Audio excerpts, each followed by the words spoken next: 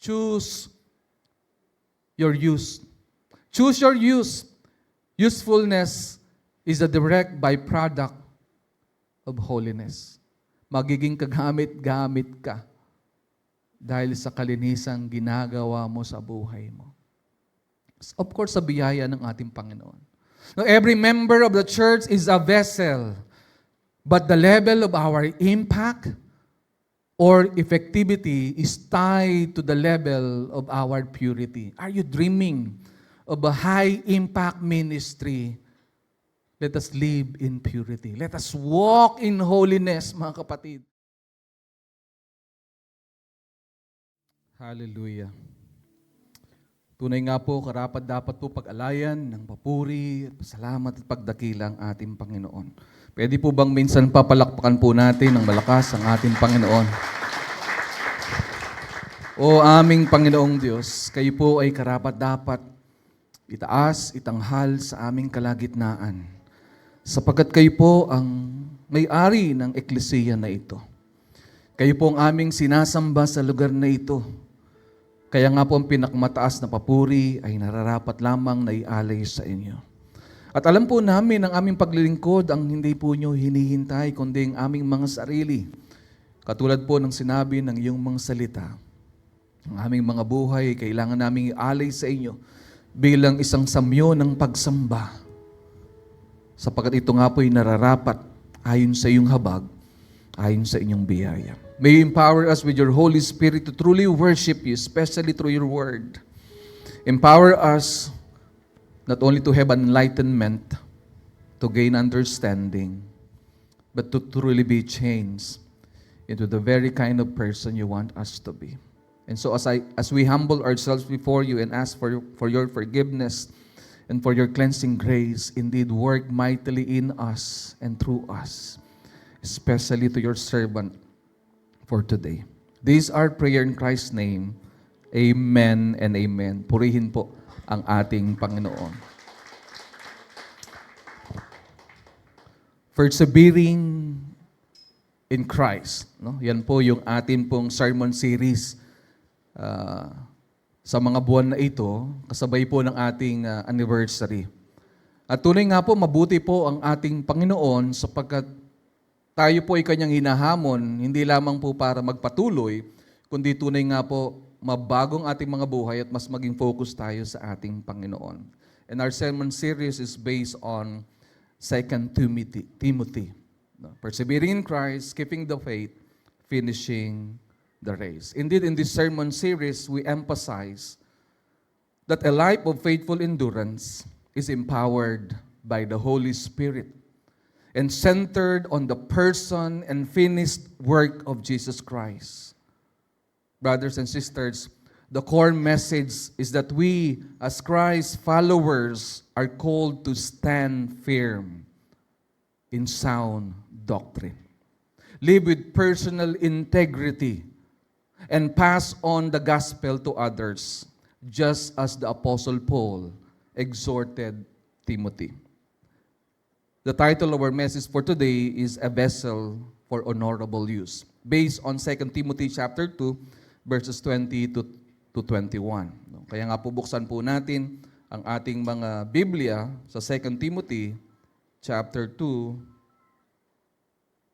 verses 20 to 21. As we read together the Word of God.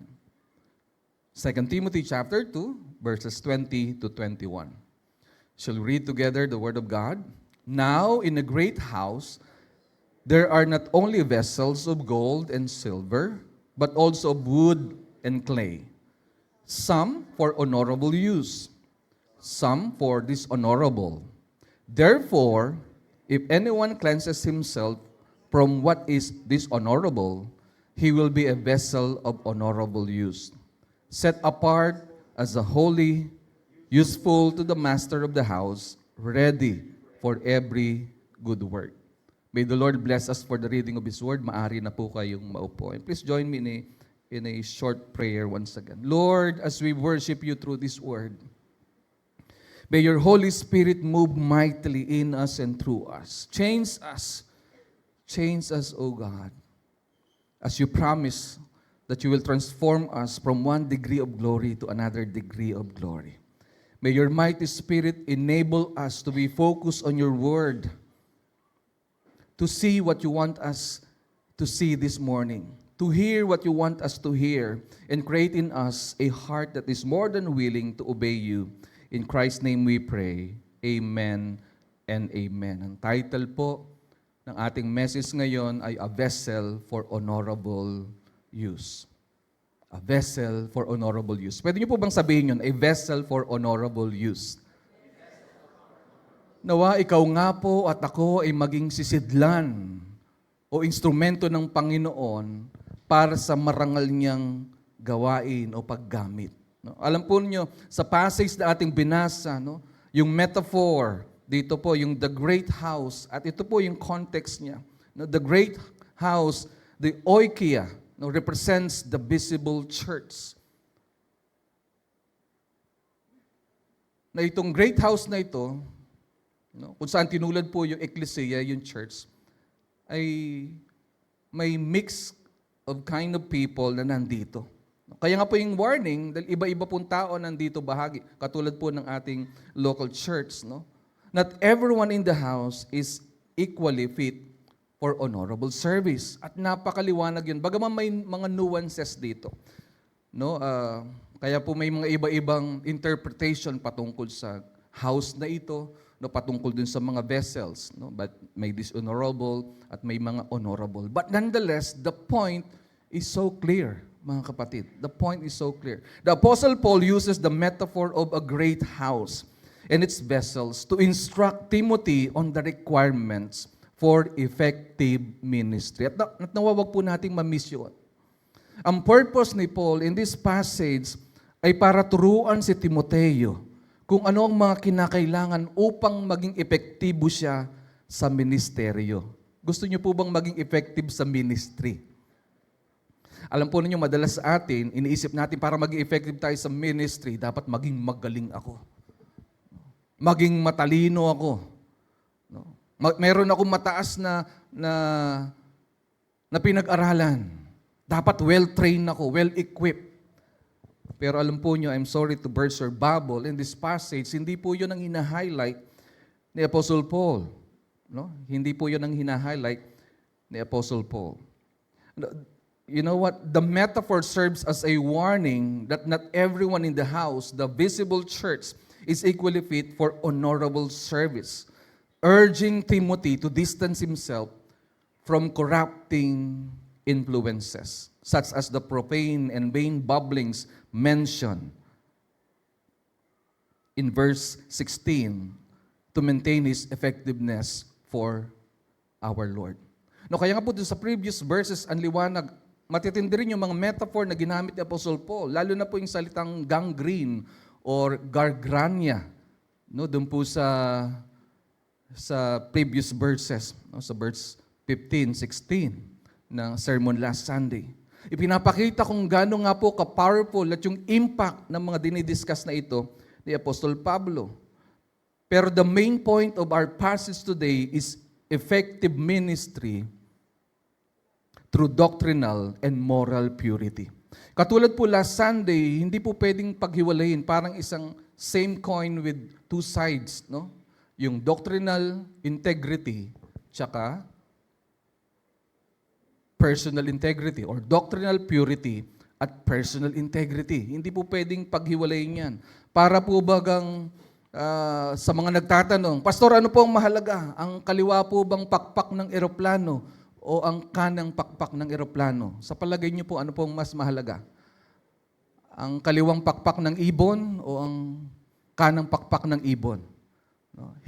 It won't fly, mga kapatid. No, katulad rin po sa ministry, hindi po yan pinaghihiwalay. Doctrinal purity and moral purity cannot be divorced from one another. Pareho pong kailangan niyang mga kapatid. No? Effective ministry is directly tied to the minister's commitment to both doctrinal purity, meaning adherence to biblical truth, and moral purity, holiness of life. No, kaya nga po, to adhere to biblical truth and to live a holy life must go together. Hindi po yan hihiwalay. At yan po ang susi para po tayo maging epektibo sa ministeryo. The core teaching in this passage is that to be a vessel of honor, meaning one must cleanse himself from dishonorable things, especially moral and doctrinal impurities such as false teachings and ungodly behavior. Ang paalala po ni Apostle Paul kay Timoteo nung pong nakaraang sermon sa previous verses, na kahit pinakaunti na false teaching, kailangan niyang talikuran, kailangan niyang i-abandon yun. Bakit? Kasi nga para siyang gangrene, para siyang cancer, an eating sore, na pagka lumala, actually kahit hindi pa lumala at hindi siya mapipigilan ng basta-basta kung hindi amputate yung katawan na na-infect, ganun daw po yung kaunting false teaching na pwedeng entertain ng bawat isa sa atin. Kaya nga po, bagaman minor theological swerve ang kasalanan ni Hymenaeus at ni Philetus, sila po ay kinundena ni Apostle Paul kasi sinisira nila, winawasak nila ang pananampalataya ng iba. Kaya nga po, kasabay ng pagtalikod sa maling mga katuruan, kailangan po natin yan tapatan ng alin? Ng may kabanalang buhay. Buhay na nakaalay sa ating Panginoon. But don't be mistaken, mga kapatid. While God can use anyone, Paul emphasizes that God ordinarily uses the cleanest tools for His most significant work. Wala pong duda kahit sino pwedeng gamitin ng ating Panginoon. Tingnan nyo nga po ang inyong katabi. Kahit ikaw, kahit ako, anumang estado ng buhay, pwede kang gamitin ni Lord. Pero inihighlight ni Apostle Paul ang palaging ginagamit ng ating Panginoon sa mga pinakamahalaga na gawain ay yung mga tao, kanyang anak, tulad ng mga vessel for honorable use, ay yung mga naglilinis ng kanyang sarili. The cleanest tools. Kayo po ba? Gagamitin po ninyo yung kutsarang ginamit nyo kaninang umaga at nababad na po dun sa sink ninyo nang hindi nyo nililinis? Gagamitin nyo po ba ulit? Papagpag nyo na lang siguro. Hindi po ba?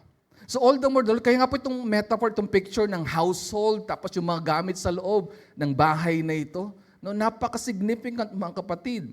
A Christian who pursues this purity becomes set apart as holy, ang sabi ni Apostle Paul, useful to the master, and prepared for every good work. Gusto niyo po bang ganun? Maging kagamit-gamit ka kay Lord. Maitalaga ka para sa Kanya lang, wala nang iba. Maging kagamit-gamit ang buhay mo, siya lang ang gagamit sa iyo at ikaw ay magiging handa para sa bawat mabuting gawain. We need to prepare ourselves. We need to cleanse ourselves. Remember, God prioritizes a surrendered and pure life. Next slide, kapatid. God prioritizes a surrendered and pure life over mere skillful service, as holiness prepares the vessel for the master's use. Inuuna po talaga ng ating Panginoon. Hindi po yung mga magagaling para gamitin. Ang talagang inuuna ni Lord na gamitin ay yung mga taong handa, malinis. Kaya no wonder, marami sa mga Kristiyano, hindi talaga sila epektibo sa gawain. Bakit? Hindi sila handa o hindi sila malinis. Mind you, yung paghahanda, hindi po sa galing.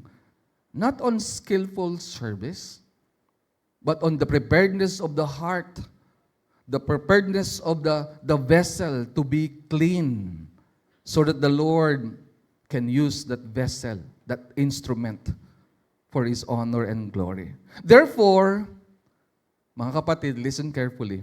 Our greatest gift to the church is not our talent, but our personal holiness. Pwede po ba nating sabihin ito ng malakas?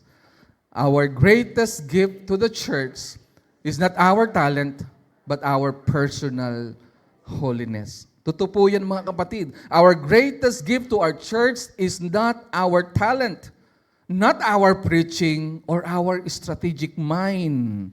It is our personal holiness. Why? Because when the vessel is clean, the power of the message is unhindered. Hindi niyo po ba napapansin, kahit po sa ating witnessing, bakit may mga balakid? Diba? Pag may nasharean tayong mga tao, anong rinireklamo na nila laban sa mga Kristiyano? Kristyano pa mo kayo. Si Juan, si Pedro, napaka-ipokrito ng mga yan No? Ang daming nga nilang atraso sa akin. I'm not talking about sinless perfection here. Kaya nga ang utos sa passage natin, magpalinis ka o linisin mo ang iyong sarili. Tumalikod ka sa maling katuruan at ipamuhay mo ang mabuti at matuwid at banal na buhay. Hindi po sinasabi ni Apostol Pablo dito na, Timoteo, dapat maging perpekto ka. Hindi po. Kasi po, kahit si perpekto at si perpekta, hindi po magiging perfect. Alam natin yon, hindi po ba? Kaya nga, bakit tayo nag-strive to be perfect? Dapat tayo po'y mag-strive na maging malinis. Una sa harapan ng Diyos at sa harapan ng mga tao. Because when the vessel is clean, the power of the message is unhindered. So personal holiness is essential for maximum spiritual usefulness and ministry effectiveness. No, nais ko pong bigyan ng emphasis yung for maximum. No, napakahalaga po ng ating pong spiritual walk, yung ating walk, daily walk in the Lord. Para maging mataas po yung level ng ating efficacy or effectiveness. No? Yung ating spiritual usefulness and ministry effectiveness, kailangan po tayong mamuhay ng may kabanalan. Meaning nakatalaga kay Lord. Nagbibigay ng kapurihan, kalatian. Kaya nga po in his exegesis of 2 Timothy 2:20-21, John W.R. Stott interprets Paul's teaching as a call for leaders and also for all believers to maintain theological moral purity to remain useful to God. No? Maging po si John W.R. Stott ay hindi niya pinaghihiwalay yung theological truth. Saan? Dun sa personal walk or personal holiness. Kasi magkasama po yun mga kapatid. Ano ngayon kung ang dami mong alam na theology? Very good ka sa theology, pero bagsak ka sa theopraxy. Okay ka sa orthodoxy, pero sa ordopraxy, bagsak ka. Yung katotohanang sinasabi mo, taliwas sa ipinamumuhay mo, hindi sila magkatugma. Kaya nga po, para kay Stott, no, faithfulness to the gospel is not just about not changing the message. It requires living a holy life that accords with that message. He argues that purity of doctrine must be matched by purity of life. No, napakaganda nito. Pwede niyo po ba akong samahang basahin ng malakas? Faithfulness to the gospel is not just about not changing the message. It requires living a holy life that accords with that message. He argues that purity of doctrine must be matched by purity of life. Alam po ninyo, no, ma-strain dito Kasi yung mga mahilig mag-self-pity, napakababa ng kalang self-esteem, no, masyado nilang sinasabi na hindi ako karapat-dapat kay Lord. But on the other side, meron namang yung mga tinatawag na holier than thou. Diba? Na hindi nila makita na sila'y unclean vessel. Pero iniisip nila, no, talagang karapat-dapat sila kay Lord. That's why we need to balance, no, yung view natin dito. Nanawa tayong mga Kristiyano, hindi tayo holier than thou because we have, a higher education or higher understanding of the Word. Kasi nga dapat dalawa yan. No, yung private life mo, tsaka yung public life mo, kailangan magkatugma ayon sa iyong pinaniniwalaan. Your beliefs must be matched by your behavior. Ano kaya kung yung private life natin exposed ni Lord? Tayo kaya ay magiging confident? No, kahit exposed ni Lord yung private life natin sa ating pamumuhay. O tayo po ay mahihiya. Mahihiya tayo kasi yung private life natin, kabalintunaan ng ating pinaniniwalaan. That's why Stott concludes that in an era of theological and moral confusion, the church must remain strong. Not only to remain strong, but to remain brave. Not only to remain strong and brave, but even to remain steadfast. How? By refusing to accommodate false teaching or ungodly behavior. Tandaan po natin, pag namali ang ating paniniwalaan, mamamali sigurado ang ating pamumuhay. Kaya nga po, big deal sa atin ang theology, mga kapatid. Pero ito pong confusion sa panahon natin. Kahit sino-sino na lang nakiklaim na sila'y merong right theology, hindi po ba? Kaya nga po, in-encourage namin kayo to open your Bible and read the Word. No? Mismo para sa inyong sarili. Katulad po ng mga Bereans, nang si Apostol Pablo nagtuturo sa Berea, yung mga taga-Berea, chine-check nila yung scripture kung tinuturo ba ni Apostol Pablo magkatugma dun sa Biblia, yung available na Bible during their time. At masyado pong malayo yung ating agwat sa kanila, mga kapatid. Bakit? We have various, a variety of Bible versions in our time. Because of technology, grabe, ang dali-dali lang po i-verify yung truth. Kung tamad kang Kristiyano, ayaw mong alamin yung katotohanan, talagang mapag-iwanan ka.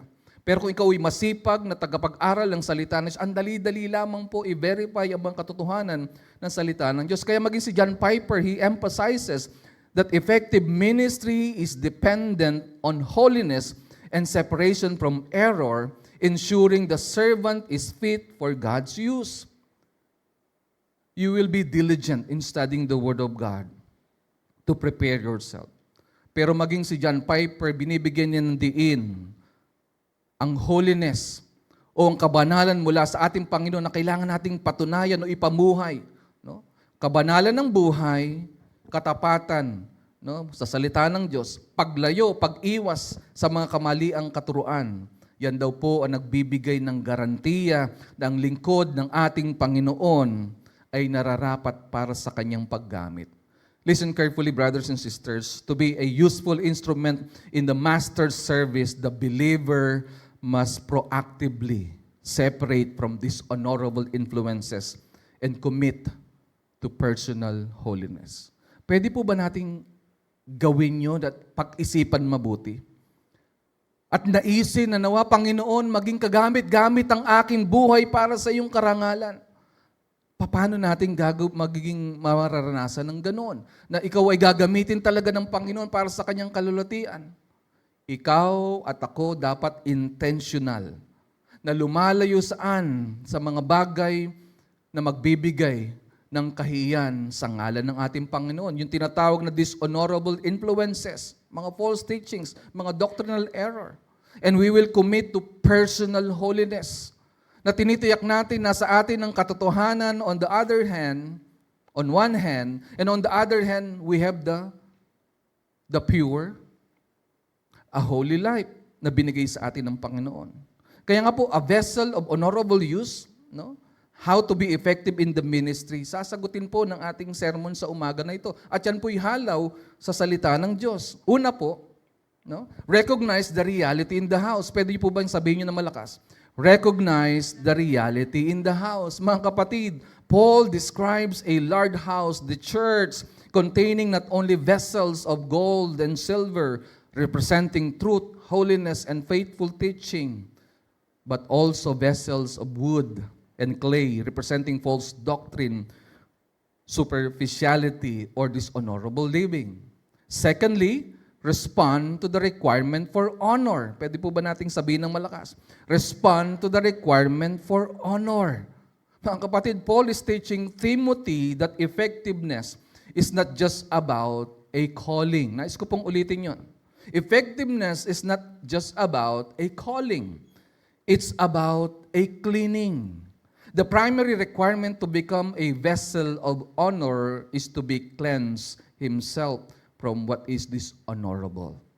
This is an active process of repentance, turning away from sin, and separating from corrupt influences or false teachings. Kaya nga po, as we respond to the requirement for honor, hindi po yan one time, big time na dealing kay Lord or dealing sa ating status or sitwasyon. Yan po yung nagpapatuloy. And finally, remember the result of holiness.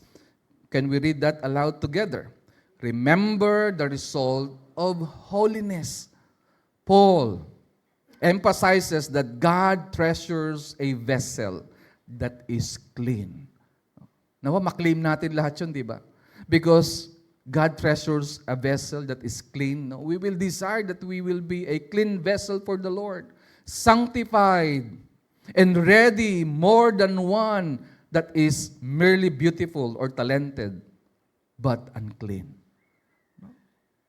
Kung tayo po ay instrumento o kagamitan sa tahanan ng ating Panginoon, napakagaling mo nga, ang dami mong achievement para sa gawain, para kay Lord, pero marumi ka. At merong isang hamak aba, no?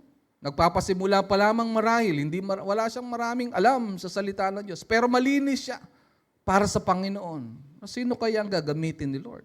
Kahit tayong mga tao, alam na this, di po ba? Pipiliin natin yung malinis. No? Hindi yung magaling, pero marumi. So to begin with, recognize the reality in the house. Tanggapin natin yung katotohanan na sa loob ng tahanan ng Diyos, yung visible na nakikita, not the invisible one. The invisible church ay kinabibilangan po ng lahat ng totoong Kristiyano sa buong mundo. Tayo po, yung local church, no, the visible church, no, sa loob talaga ng bawat local churches sa buong mundo, no, talagang ang loob niyan, tulad ng isang tahanan, no, merong mga parang ang gamit na karapat-dapat karangal-rangal at merong mga hindi karangal-rangal o ginagamit sa mga ordinaryo o maging sa maruming bagay. So Paul is telling Timothy about the reality in the house. And this is the reality in the house. Now, the reality in the house is that not all who walk through church doors are truly redeemed. And not all who are redeemed are living in a way that makes them useful to the Master. No, nais ko pong basahin muli at sabihin sa inyo, no, yung last phrases. Not all who walk through church doors are truly redeemed. And not all who are redeemed are living in a way that makes them useful to the Master. Kaya nga po, no, sa ating pong verse na binasa kanina sa verse 20, and please read with me together aloud. Now, in a great house, there are not only vessels of gold and silver, but also of wood and clay, some for honorable use, some for dishonorable. No? Napakaliwanag po sa sinabi ni Apostol Pablo, the metaphor of the house, the oikia, no? Galing po sa oikos.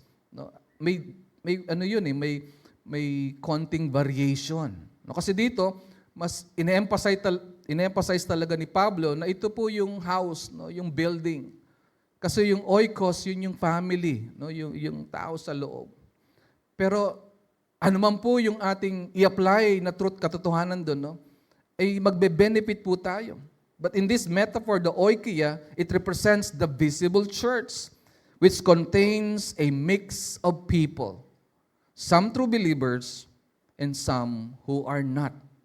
Paul's large house pictures the visible community of faith, those gathered under the name of Christ. And the size of those houses hints at variety. No, kaya iba-iba pong tao, napakalaki. Kasi can you imagine, malaking tahanan daw to, sinasabi ng Apostol Pablo. And people at different spiritual stages with differing motives and levels of commitment. No? Bagaman magkakaiba po yung pananaw ng mga theologians, lahat ng nasa loob niyan, ng tahanan na yan, mga Christians yan. Yung iba lang mga immature pa. O kaya yung iba talagang mali yung pinaniniwalaan. No? Pero mga saved yan. Pero may mga iba naman nagsabi na hindi. Pinapakita dyan yung mga false teachers. At saka totoong mga disciples ng ating Panginoon. Pero katulad po ng binanggit ko sa inyo kanina, what really matters is the main point is so important or clear na ang pagiging epektibo sa gawain ng Panginoon, as the Apostle Paul emphasized to Timothy, is being clean. An honorable vessel for God's use, set apart, ready or useful for the masters of the house, and ready for every good work. Kaya nga po mga kapatid, let us recognize the reality in the house.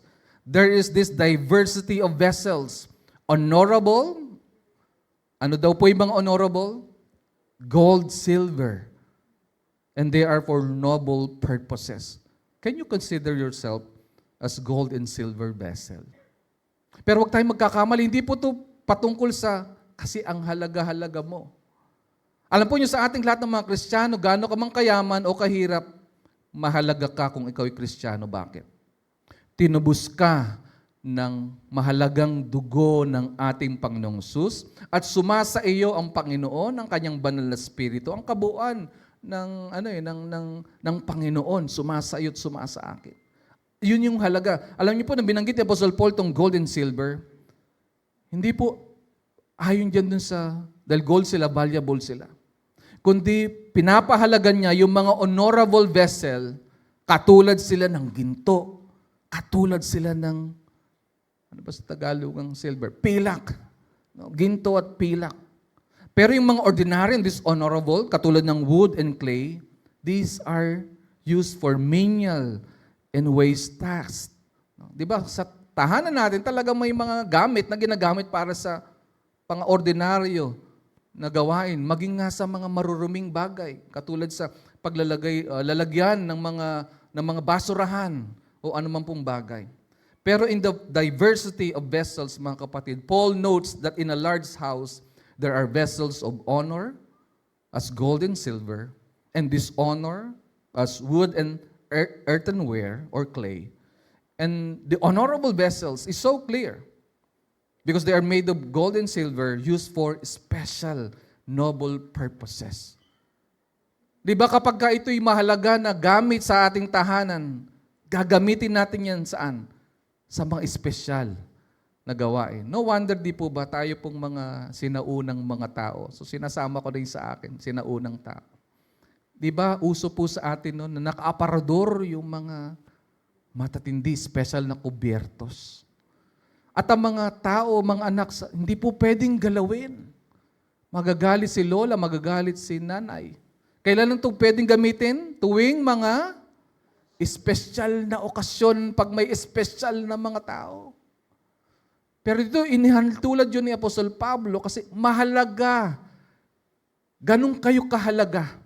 Dahil mahalaga kayong mga gamit, mamahalin, gagamitin kayo sa mga espesyal na layunin.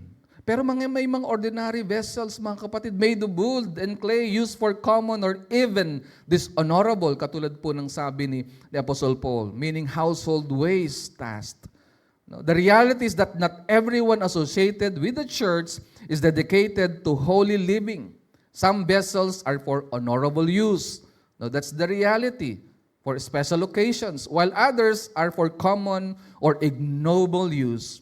It is for everyday menial tasks. Kaya nga po, no, the theologians no, have varying interpretations as well. No? Ito daw po mga vessels na to could represent unfaithful against faithful believers. No? Pwede naman. No? Or could represent false teachers versus true believers. No, kaya nga po many theologians such as Thomas Constable and John MacArthur viewed the wood and clay vessels as true believers who are unfaithful, immature, or living in compromise, having not yet cleansed themselves from worldly influences. No? For these theologians, the wood, clay vessels are spiritually immature or compromised believers. No? May sense naman yung kanilang sinasabi. Now, while other interpretations such as those by William MacDonald and John Stott suggest that these vessels represent false teachers like Hymenaeus and Philetus ng previous verses, and false believers within the visible church who have strayed from the truth, caused division, and spent destructive doctrines akin to gangrene. No, bago po ako magpatuloy, nais ko pong wag bitawan yung ginamit ni Apostle Paul na gangrene, no? Or gargarna, no, sa Greek, nang ibig sabihin eating sore. Minsan iniisip natin, Pastor, ang liit-liit lang na discrepancy o sa maling katuruan, ba't natin binibig deal? Kaya nga po ganung katindi, no, yung eating sore. No, hindi ko po alam kung dahil hindi pa uso yung flesh-eating bacteria noon, kaya gano'n ang kalang description. Kasi sa first century po, yun po ay napakatinding sakit. Kasi pag nagkaroon ka ng gangrene, no, nung kanilang gangrene na sinasabi ni Apostle Paul, ang susunod nun, kung sa kamay ka nagkaroon ng gangrene, ma-amputate ang kamay mo. Yun lang ang solusyon.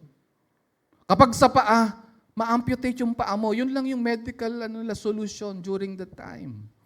Kaya ganun katindi yun. So, comparing to the church and comparing us as running the race, finishing the race, no, keeping the faith, finishing the race, no, kung magkaroon ka ng false teaching na ito, para bagang ikaw ay nagkakaroon ng gangrene, ng paraan para ma-rescue ko dyan, ay amputate ka sa katawan ng ating Panginoon. But of course, that's a metaphor, mga kapatid. Ipinapakita lang noon ng metaphor na ang seriousness ng alin? Ng false teaching. No, bagaman dito po, no, kaya po inyong lingkod, nag-spend ng maraming time studying, reading a lot of many commentaries, no, pinagbabangga yung ano, kasi nga may mga nuances. However, mga kapatid, what really matter is that the vessels are defined by purity, not giftedness. Kaya whether mga believers ba yun o hindi, mga immature ba yun o mga Kristiyanong kailangan lang talaga lumago. No? It doesn't matter. Why? Because the vessels are defined by purity, not giftedness. No, pwede po ba nating sabihin ito ng malakas? Vessels are defined by purity, not giftedness. Yan po ay walang nuance sa area na yan. Makikita natin maliwanag. Ang kagamit-gamit sa Panginoon ay ang vessel na malinis. Sinasabi niya, honorable vessel for God's use. The difference between gold, silver, which is for honorable, and wooden clay for these honorable vessels is not based on their spiritual gifts or prominence, but on their moral purity and adherence to truth. Alam po nyo, very comforting ito sa atin. Bakit? Kasi hindi naman pagalingan para maging epektibo ka sa church o sa gawain ni Lord.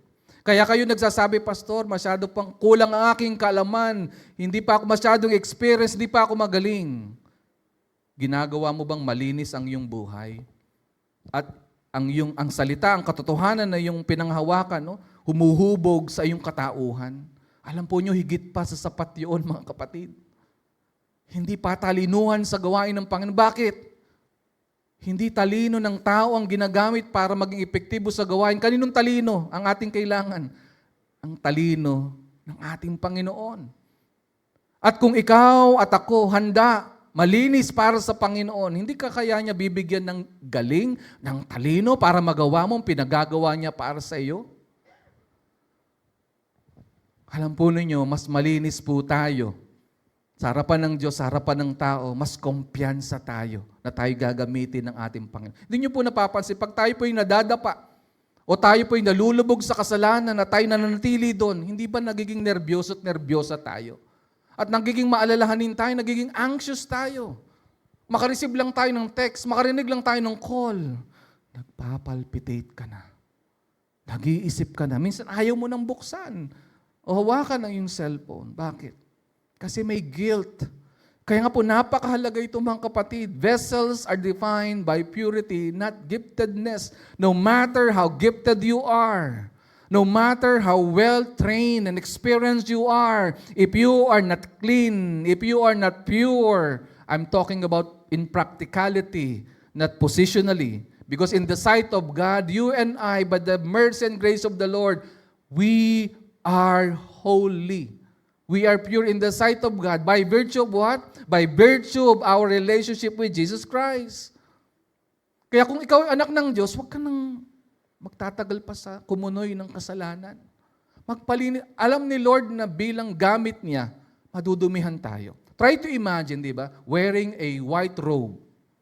At dahil nandito po tayo sa mundo nito, para bagang putikan ang mundo, wearing a white robe. Habang lumalakad tayo sa putikan sa mundo na ito, can you prevent the mud na matalamsikan sa'yo? Can you do that? Can someone do that? Dito nga lang sa ating parking, di ba? Dahil hindi pa yan concrete. Diba? Anyo pong lingkod, pag bumaba sa kotse, ganun po ako. Kaya lang, pagtingin ko, may ano pa rin, alikabok. Kaya kailangan ng frequent cleaning eh. Even our spiritual walk with the Lord. Kasi in this world, it's just like we are walking not only in a place na maraming alikabok, but in a muddy world. Kaya kailangan yung frequent cleaning ng ating Panginoon. At salamat kay Lord, hindi pagalingan, kundi paputian, palinisan. Pastor, paputian, paano yan? Negrita at negrito kami. Huwag kayo mag-alala, medyo mulato rin po ang inyong likod. When I say paputian, kasi di ba sabi ng scripture sa Isaiah, pag nilinis ka na ni Lord sa iyong karumihan, you are white as snow. You are white and clean. Katulad ng isang maputing niebe, ganun kakaputi pag nilinis ka ng ating Panginoon. Kaya tanungin natin ating mga sarili, am I a gold, silver vessel contributing to honor?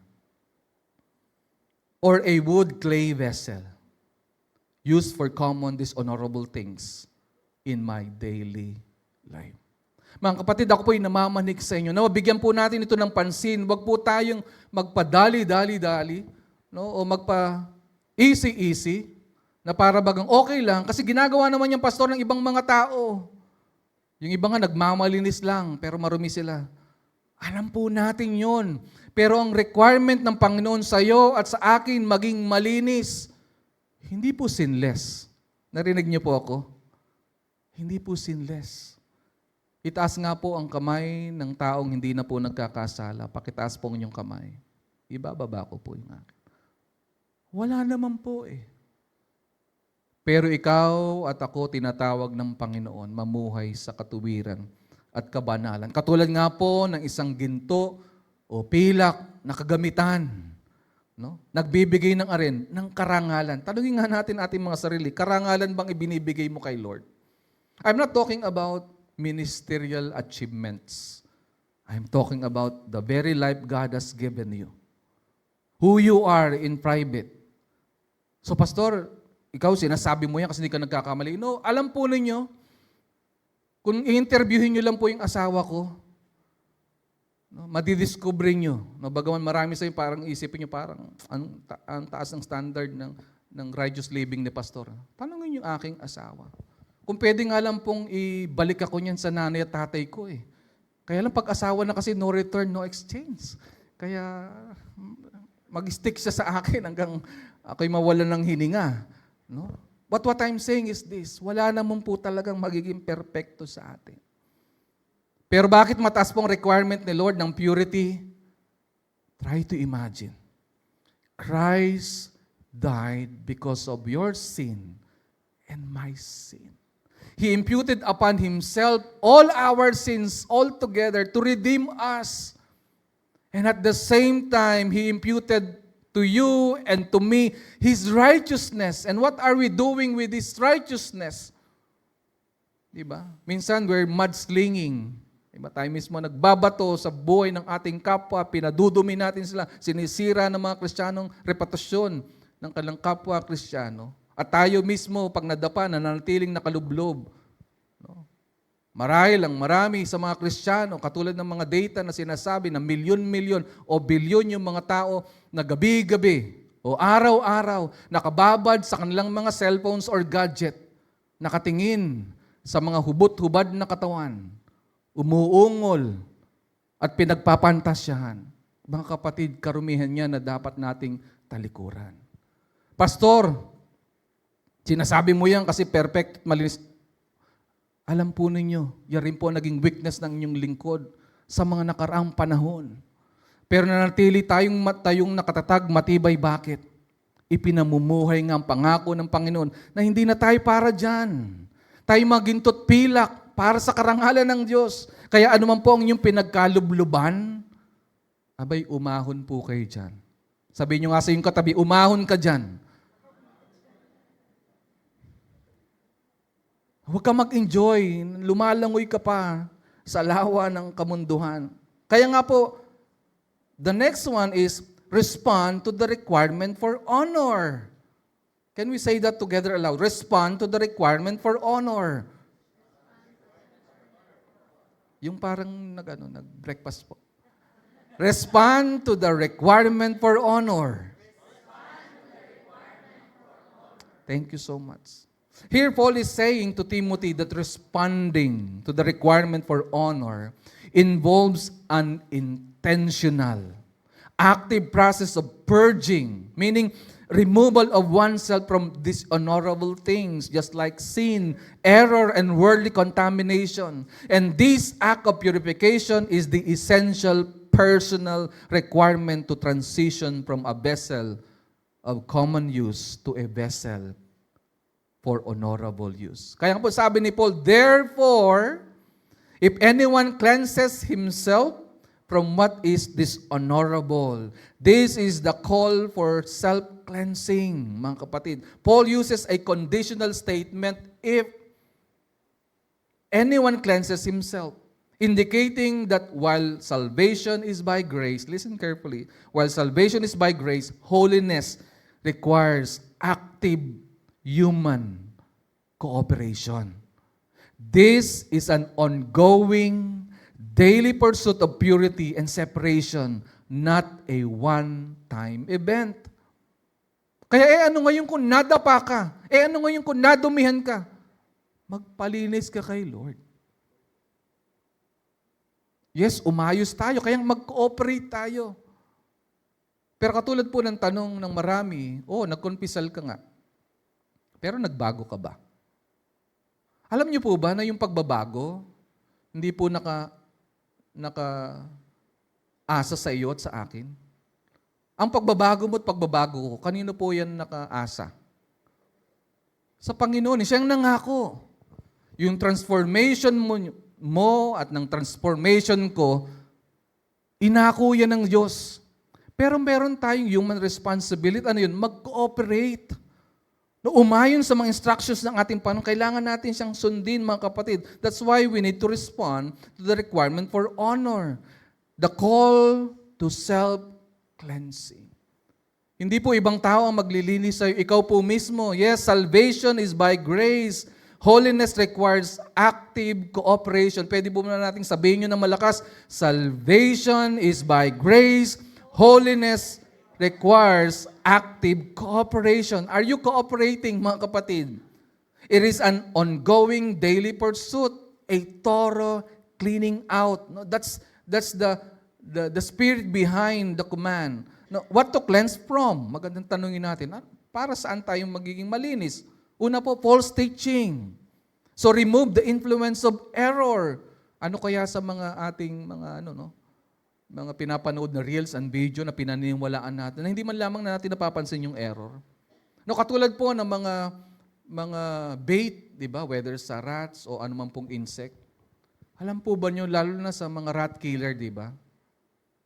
Kaunti lamang pong poison nandun. Majority ng contents ng mga rat killer o yung mga poisons, pagkain yun eh. Pero ganun katindi, di ba? Konting poison, majority naman pagkain yung kanyang content. Namamatay yung mga peste na yon. Kaya nga po, maging katulad noon sa ating mga error, doctrinal error, o maling pinaniniwalaan, dangerous po yan eh. Kaya yan po in-emphasize sa sermon last Sunday. Napaka-dangerous. Kaya nga po, mahalaga na ikaw at ako maging diligent in studying the Word. Pastor, nahirapan po ako umintindi, kaya nga we need to read the Scripture from cover to cover. Ano po ang best explainer ng Scripture? Scripture. Salamat po doon, ate. Talagang nag-aaral ka ng Word of God. To better understand the Word, the Bible, the Scripture can explain itself. Kaya lang, ba't hindi natin nauunawaan? Kasi para tayong mga di ba? Yung ginagawa nating finger food or snacks.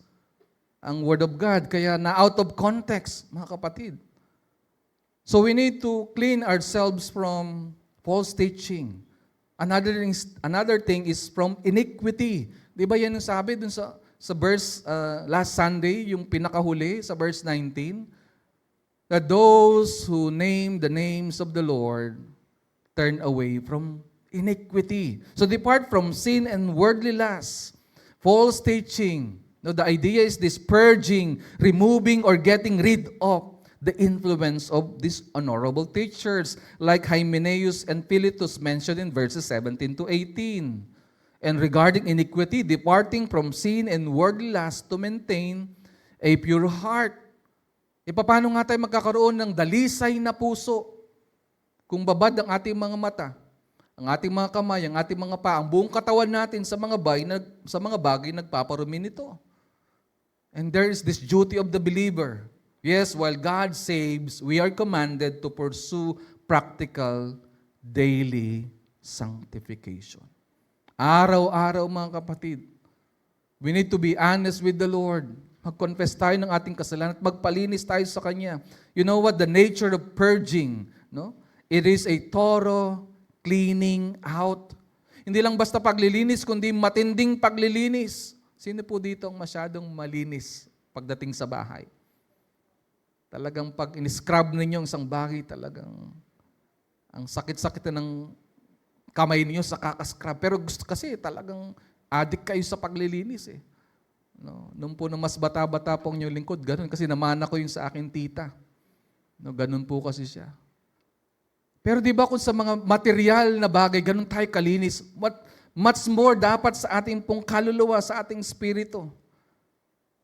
Because when we clean out thoroughly, this ensures that nothing contaminates the vessel for the master's use. To be used by God for honorable, important, or noble purposes, a person must intentionally separate themselves from sinful behaviors and false teachings. Can we say that together with conviction?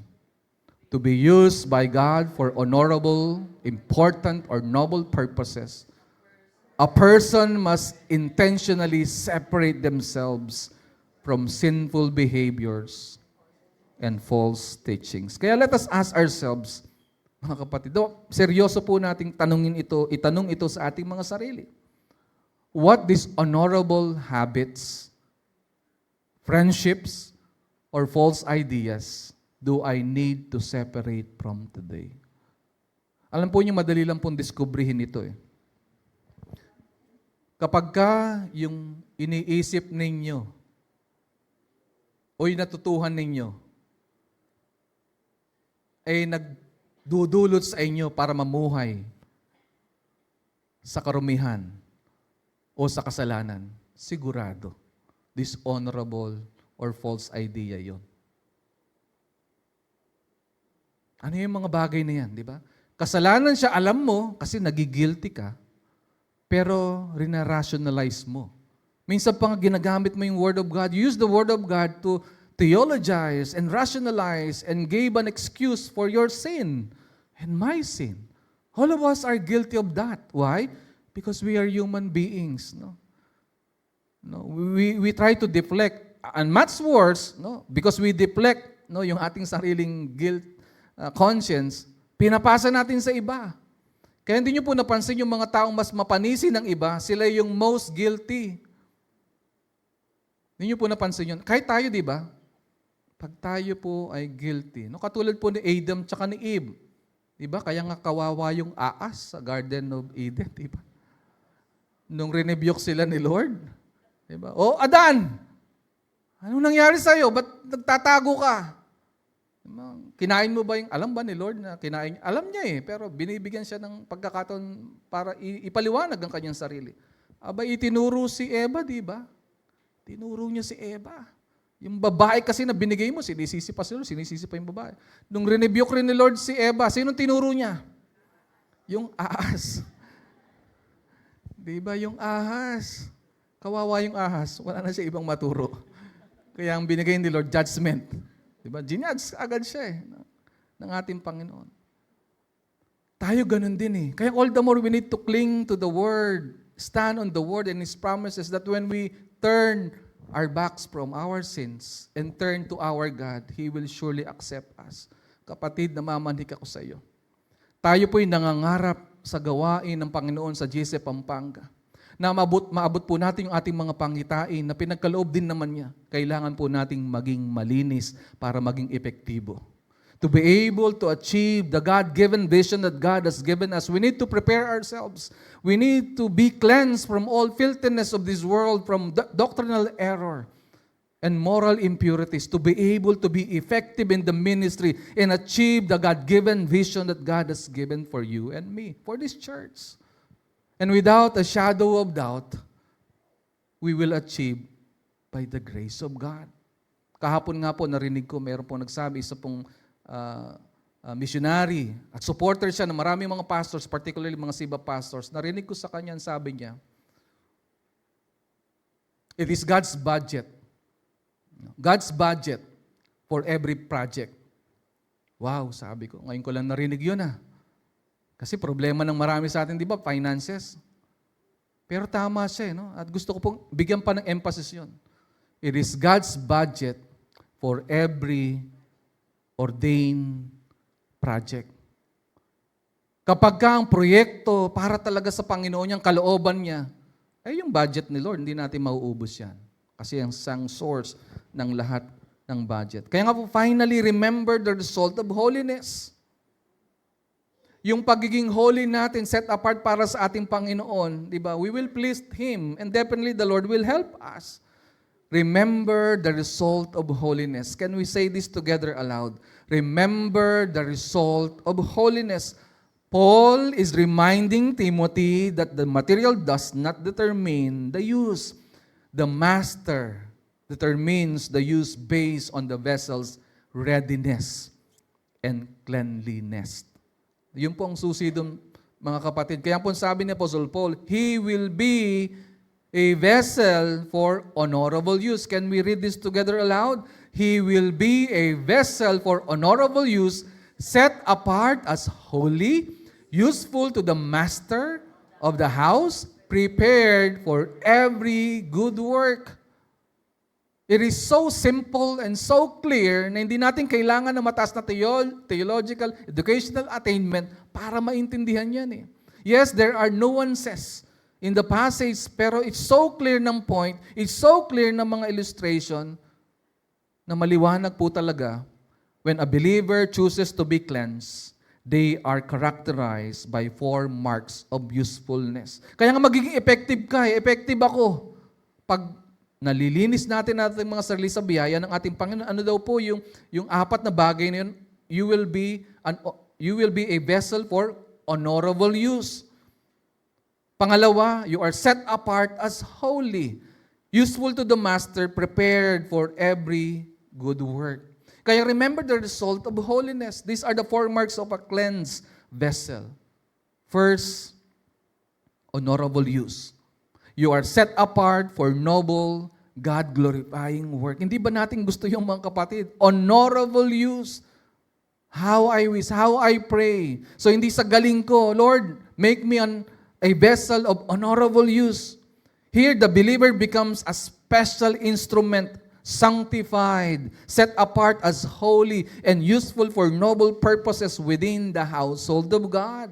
Set apart for the Lord's work that bring glory to His mighty name. Set apart as holy, meaning consecrated exclusively for the Master.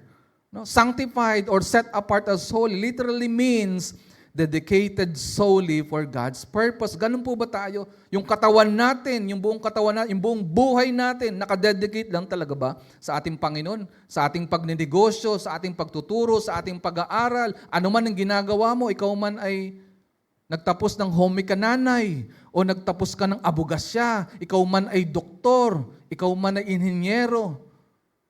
Dahil ikaw ay honorable vessel ng ating Panginoon for His use. No, you are sanctified. You are set apart for the Lord. To be set apart means to be consecrated or dedicated exclusively for the Master's, for the Lord's use.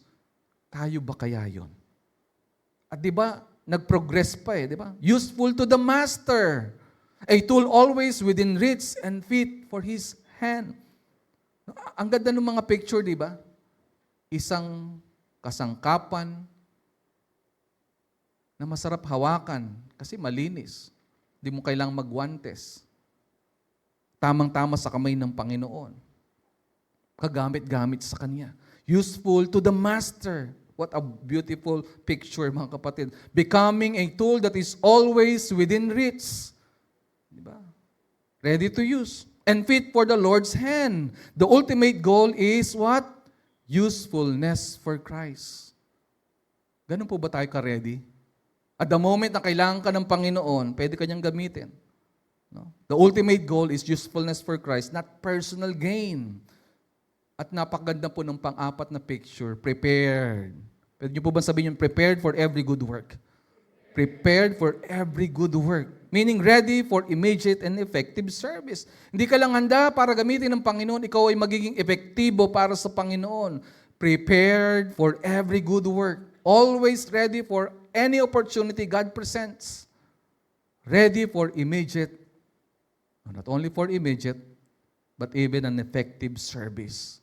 So a cleansed life is ready for immediate and effective service for the Master. For the Master's work, mga kapatid. Can we say that together aloud? A cleansed life is ready for immediate and effective service for the Master's work. Ang dami-dami pong gawain para sa Panginoon. Kaya kayo po na nandito ngayon, ang aking pong dalangin, lahat po tayo tutugon. Regardless of your gifts and your talents, because that's not the point. Kahit nga mula sa mga bato, kayang lumikha ng Diyos ng kanyang lingkod. Ganong kakapangyarihan ng ating Panginoon. Kaya ano pang iniisip mo? Ang kailangan lang, may mababa tayong mga puso, willing magpagamit kay Lord. Willing magpalinis. Kaya lahat po tayo na nandito, lalo na po kayo, kung mas magagaling pa po kayo sa ating mga pastors, welcome. Nice po namin kayong makasamang maglingkod para sa ubusan ng ating Panginoon. At tayo magiging handa kung tayo po'y magpapalinis sa Kanya. So tanungin po natin ating mga sarili, is my daily life through intentional purity making me a vessel of honor? Meaning handy, usable, and truly ready for God to accomplish His work through me right now. Wonderful. Isn't that wonderful? Basahin po natin ng malakas, nang mag-sink in pa po sa atin. Is my daily life through intentional purity making me a vessel of honor, handy, usable, and truly ready for God to accomplish His work through me right now. Regardless of your past, kasama yung kaninang umaga, no matter how filthy your life, sisiw yan, kayang linisin yan ni Lord. Yes, confess right now, silently, commune with the Lord. Pero you must have the conviction, the commitment, when you go out from this worship hall, you will follow His instructions. You will maintain the holiness and righteousness of your life that you have received from our Lord. Huwag nating sayangin ang sakripisyo ni Kristo Jesus sa ating mga kasalanan, maliliit man o malaki. Alam niyo po ba anong illustration ng Scripture? Kapag tayo nagpapatuloy sa kasalanan, pag tayo nagbababad sa kasalanan, para daw natin siyang ipinapako muli sa krus. When we continue in our sins, what we're doing is like we are crucifying once again Christ on the cross of Calvary to redeem you and me, to pay the penalty of your sins and my sins. At alam po nyo, napaklear sa mind ko yun. Kaya bagaman tayo po'y marupok, madaling madapa, magkasala, kailangan talikuran ng anumang uri ng kasalanan. Bakit? Hindi mo kakayanin. na isipin at damdamin na parang ikaw muli ang dahilan o nagnanais na ipako si Jesus sa krus katulad ng kanyang ginawa noon. Pero alam natin ang katotohanan, hindi po ba? Hindi na pwedeng mangyari yon. Bakit? It is done deal. Your sins, past, present, and future has been dealt with finality. Pero practically speaking, we need to live it out. Kailangan natin patunayan, una sa ating sarili, na tayo nga'y totoong Kristiyano kasi kaya natin tumalikod sa ating kasalanan patungo sa ating Panginoon. Araw-araw. Araw-araw po yung battle. Kaya kung kaninang umaga, bago kayo pumunta dito, nadapa kayo, nagkamali, nagkasala, laban nyo sa araw na iyon. Ipanalo natin. Hayaan na natin yung mga nakaraan. No? Ngayon, yung mahalaga, harapin natin to. Ayusin natin yung ating mga buhay sa biyaya ng ating Panginoon. Kaya nga po, mga kapatid, a vessel of honorable use, how to be effective in the ministry. Can we read together aloud? Recognize the reality in the house. Respond to the requirement for honor. Remember the result for holiness. So in summary, an effective ministry is the outcome of a life that has been purified by the blood of Christ and through daily repentance, making it a fit instrument for the Master's noble purposes. Kaya nga po, in conclusion and final application, choose your use. Choose your use. Usefulness is a direct byproduct of holiness. Magiging kagamit-gamit ka dahil sa kalinisang ginagawa mo sa buhay mo. Of course, sa biyaya ng ating Panginoon. Now, every member of the church is a vessel, but the level of our impact or effectivity is tied to the level of our purity. Are you dreaming of a high-impact ministry? Let us live in purity. Let us walk in holiness, mga kapatid, para maging kagamit-gamit ka. Hindi ito performance. Maging kami po nagpipreach dito, hindi ito performance to win you over. Na pag mas marami kayong tawa, mas maraming palakpak, very good kami. Elder Banjo, kasi maraming palakpak. No, kapatid. The standard is so high. And the judge is who? Our Lord. We may win you over with our ministries. We may impress you. But if we fail in following the high standard of the Lord through His Word, we fail miserably no matter how successful we are. So, decide to be a vessel that is prepared for every good work. Can we say this together aloud? Decide to be a vessel that is prepared for every good work. Yan ay description ng mga growing Christ followers. GCF yun. Growing Christ followers, yan ang ating disposition, yan ang ating resolution, mga kapatid.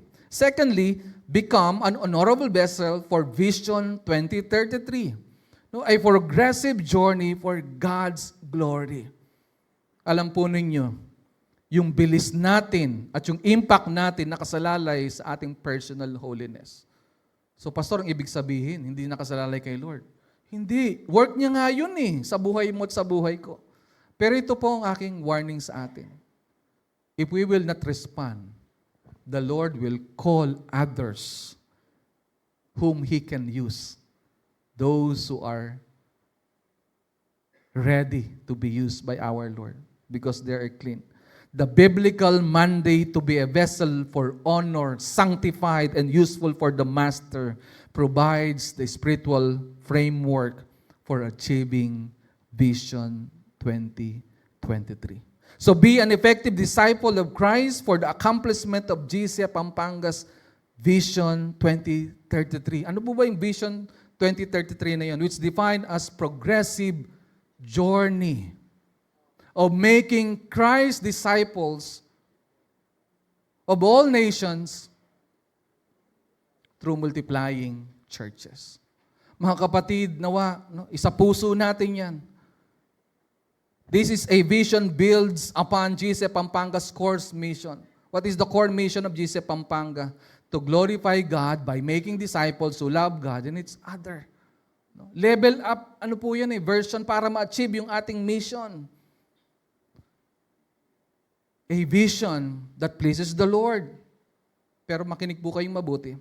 By God's grace, we are accelerating our mission to reach unprecedented heights. Let me repeat that. By God's grace, we are accelerating our mission to reach unprecedented heights.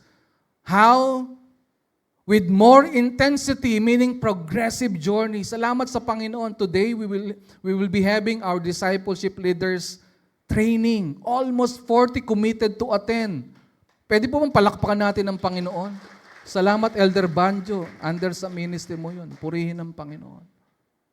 Answer ni Lord yan sa prayer. More intensity, progressive journey. Tayo po ay nagpapatuloy. Umaangat sa biyaya ng Panginoon. With same mission, making Christ disciples. With the emphasis with Christ disciples, not disciples of Pastor Mike or Pastor Joey, Pastor Boy, Pastor Jerry, or whoever. No, disciples of Christ, followers of Christ. With global scope, meaning of all nations. Kasi yun po ang sabi ng Great Commission.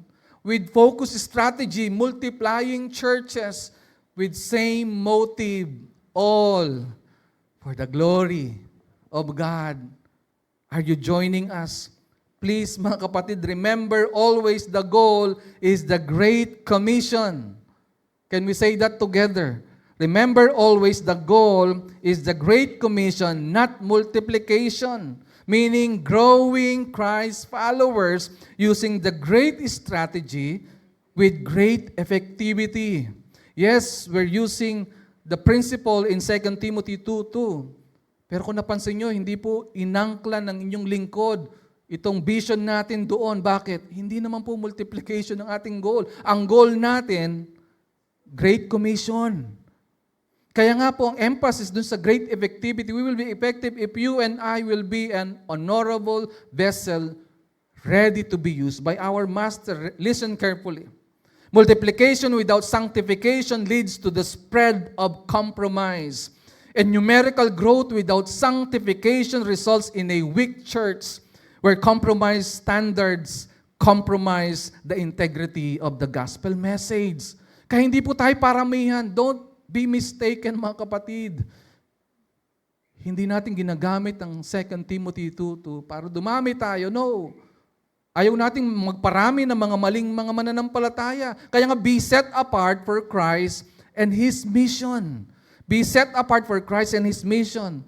Sanctification is the safeguard of multiplication, ensuring that as the ministry grows, it remains pure and fit for honorable use. What we would like to see by the grace of God is the gospel, the pure gospel of the world being passed down to the future generations. No? Undefiled, pure by the grace of God. Yun pong ating gusto. At nawa in an exponential level, mga kapatid, we have a clear mandate. What's the mandate? Make Christ disciples. We have a sound strategy, multiplying faithful servants. We have an effective safeguard, personal holiness. GC Pampangas, as Christ Church, must commission all believers to make Christ disciples, Christ followers. Use a strategy of multiplying faithful servants and ensure the servants are personally effective through holiness. Kaya in-encourage po kayo ng inyong lingkod, magpalinis tayo una kay Lord at tayo talagang maging malinis. Mga kapatid, can we say this together aloud? As GC Pampanga defies past limits and soars toward new horizons, 2 Timothy 2:21 serves as our foundational call, ensuring every leader and member is spiritually prepared for the rigorous mission of church planting and intentional discipleship.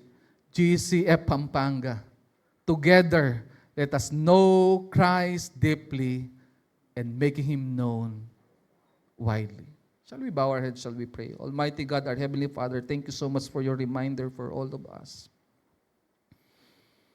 Sometimes we think We can manage on our own.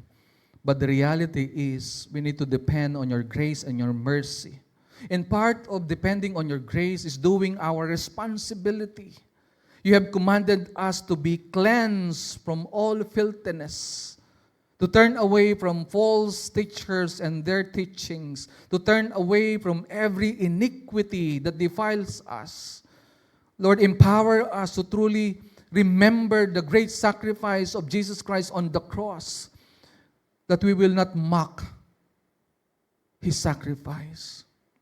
Help us to avoid being desensitized by being comfortable with sin. Because these sins brought death and punishment to our Lord and Savior Jesus Christ. And because of all this filthiness, sins, iniquity, Jesus Christ received the full dose of your wrath on the cross, that He uttered even from His lips, Father, Father, why have you forsaken me? Lord, those words we cannot completely comprehend, because in our finite mind, we cannot really identify with a truly God and truly man who died for all of us. Not only to forgive our sins, to redeem us from all our sins, but so that we can be part of your kingdom, to be part of your family, and to have an intimate relationship with you as your children. Thereby, we can call you Abba, Father. And so right now, we are humbling ourselves, Lord. Cleanse us from all our filthiness.